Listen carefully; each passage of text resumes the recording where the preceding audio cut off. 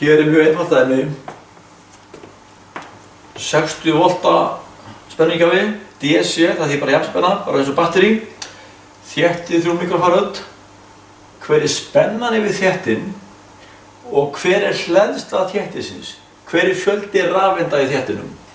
Spennan yfir þéttin, hérna tek ég voltmæli með 2 próbum hérna. Þetta eru 2 mælipróbar. Hér mælið ég 60 volt hérna yfir. Þetta sami vírinn hingað, setjum við vírinn hér. Hér sami vírinn hingað, vírinn hér. Það eru 60 volt yfir þéttin. Og nú ætlum við að finna hreftuna Q, setja hendin yfir Q. Q jafnt og C, það að segja rýmd sinnum spenna. Hérna, Q jafnt og rýmd sinnum spenna.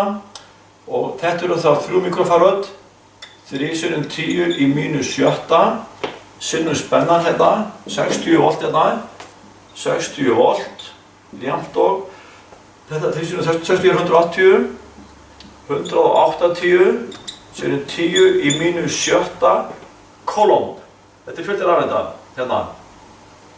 Ég skipti þessu hér út, 10 í -7 fyrir staðinn mikró og þá er þetta jafnt og 180 mikrocoulomb.